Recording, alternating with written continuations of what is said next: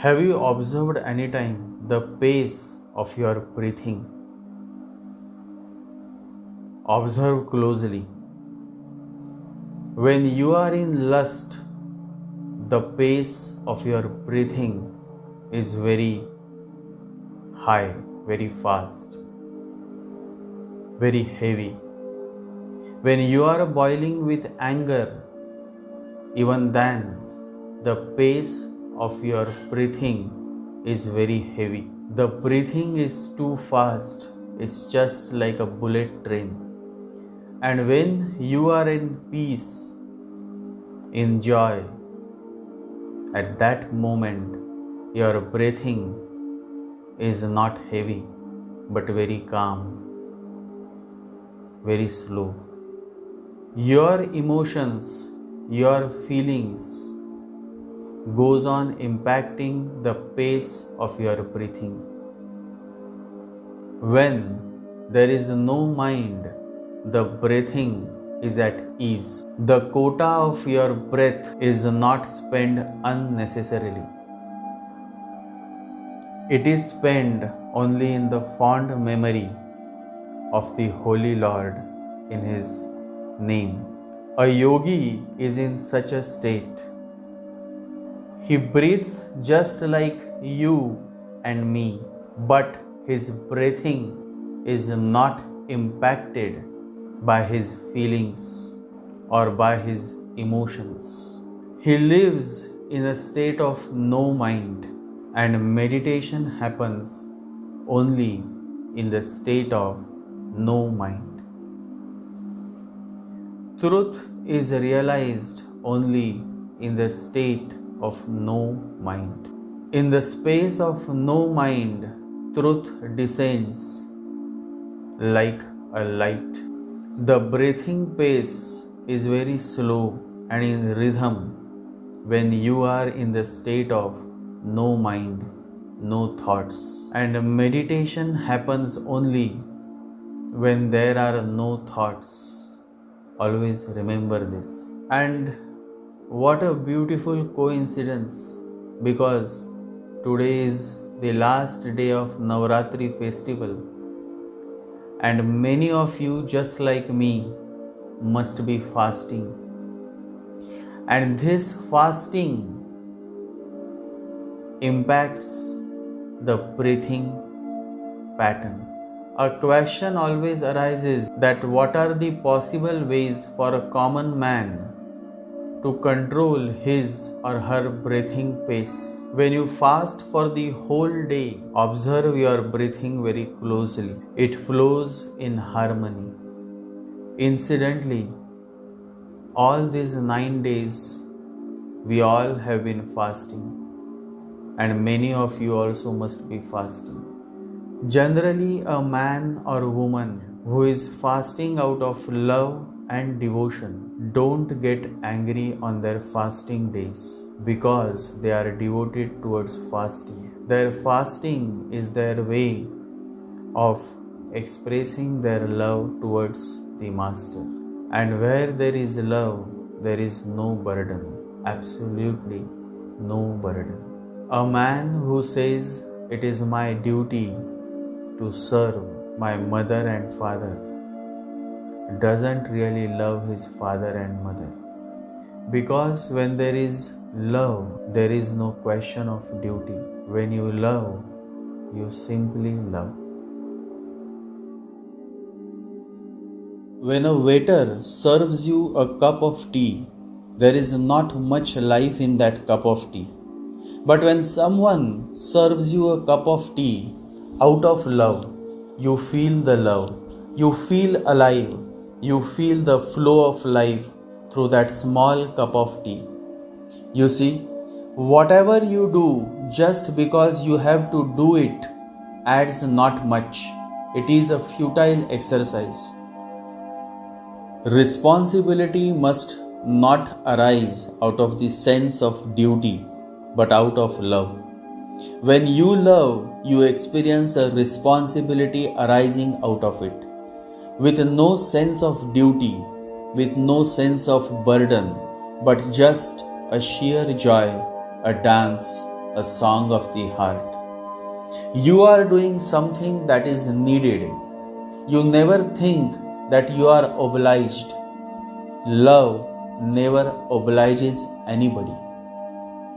Love knows no responsibility because love itself is a responsibility. To separate love and responsibility is sheer stupidity. Love is happy to give, happy to share, happy to help. And when you do something out of love, you too feel good, as if springs of joy are welling up through your whole being. That is the beauty of love. When you love what you do, you never feel burdened. You never feel tired. Instead, you feel happy, more energetic, more alive. Everything is related with one person, and that is you. So it is you who have to focus within and introspect and focus on upgrading yourself to the next level, the next version of yourself. That is how you can help yourself. That is how you can bring the change you seek. Always remember, never try to change others because that is not possible. But what is possible is that you can change yourself. The great Sufi saint Rumi says, "Yesterday I was clever, so I wanted to change the world. Today I am wise, so I am changing myself." And the first step towards changing yourself begins from your diet. What you eat is what you become. What you eat impacts your whole physical and mental state. When you eat spicy, when you eat garlic, when you eat lots of onions, you are fired up. You can get very easily angry. You can become very easily violent. You can also feed your sexual wants by indulging in many sexual pleasures that later can become a source of great misery for you. Bhagwan Raman Maharshi used to say that the very plant of garlic is the blood of the Asura who later came to be known as Rahu. So garlic is born out of Rahu's blood. When Sri Vishnu beheaded the Asura who treacherously had drank the nectar of immortality, a few drops of blood fell upon earth. And it is from this blood that the plant of garlic was born. Today, people are eating day and night loads and loads of garlic recipes. And then they come and ask why Rahu is causing so much trouble in my life. Now what to say? People are shallow. They want good things to happen in their life, but they don't want to follow certain way of lifestyle, a certain way of diet. It is said that Krishna and the true devotees of Krishna never ate garlic and onion.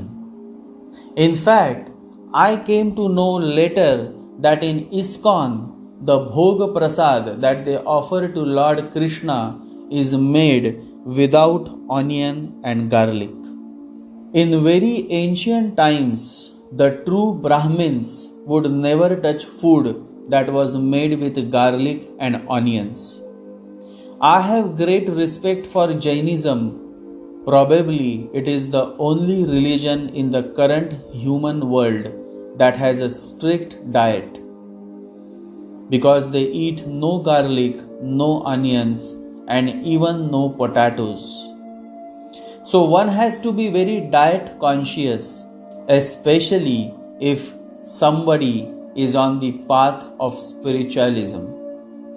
Being diet conscious means not that you just focus on how much you intake, but rather you should focus on what you eat, where you eat, and how you eat. Observe what you eat, observe when you eat, and observe where you eat. People are running to seek remedies while they simply continue to live with ignorance. And that is the greatest irony of this human world. People are talking about many things, but they simply miss to realize that the food they intake impacts so much to their whole existence. Always remember, you are what you eat. Every 35 days, your skin replaces itself, your liver about a month. Your body make these new cells from the food you eat. What you eat literally becomes you.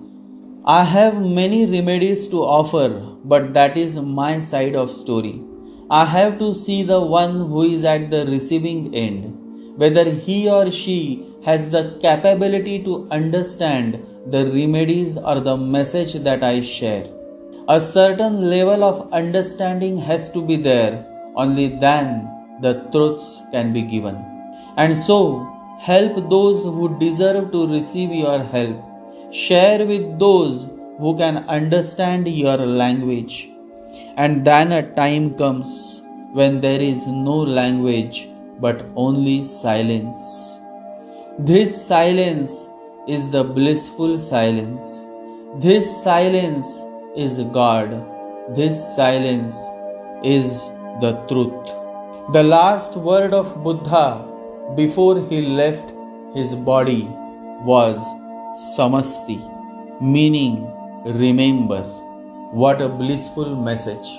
One word, just one last word, and yet the whole essence of life was shared by Buddha. Samasti. Remember. Just remember the language of silence, and whenever you feel you are lost, go back to your source. Turn inwards, meditate, and experience the silence within. The master is the silence between your two words. How deep is this? How beautiful is this? Only a conscious soul can truly relate to the depth of this sharing, to the last word of Buddha, Samasti, remember. And that is the whole essence of our life, to remember that we are not here forever, to remember that change is constant, to remember that we should not get entangled to anybody, to anything, to remember that life and love can only be experienced in its most beautiful state when we learn to live with detachment. And finally, to remember that God is not on the outside, but God is the consciousness within you. The West calls it God consciousness, the East calls it Krishna consciousness.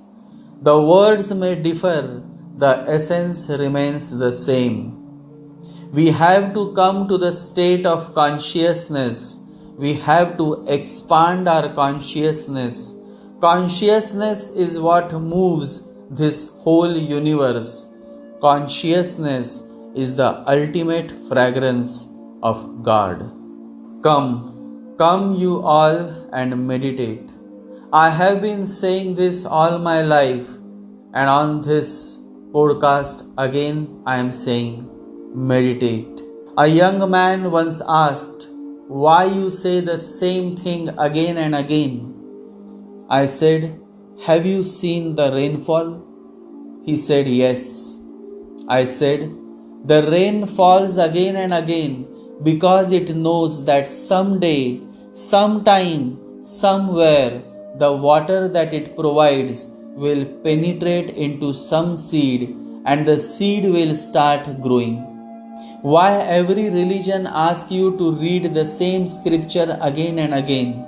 Because someday, sometime, those words that you read will start penetrating into your being, purifying your mind and thereby providing you with the perfect ground to grow within.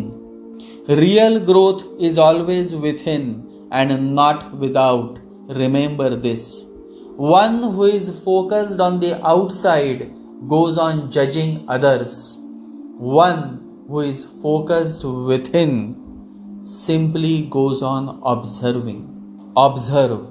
And in that observation, there is neither the observer nor the observed. There is only observation taking place, says Jiddu Krishnamurti. This observation then happens through your consciousness, and then you learn, you understand that which your books and your logic and your so called intellectualism cannot. The ability to observe without evaluating is the higher form of intelligence. The more meditative you become, the more you can let the observation happen. Happen is a very beautiful word because all that happens just happens. It is not a calculated move, it is not a planned move, it simply happens. Just the way love happens. Enlightenment also happens in its own accord. You don't have to do anything special. You just have to continue with your life by being more and more meditative. Meditate. Meditate every day and always remember you are not alone. God is with you and God is watching you. Enough for today.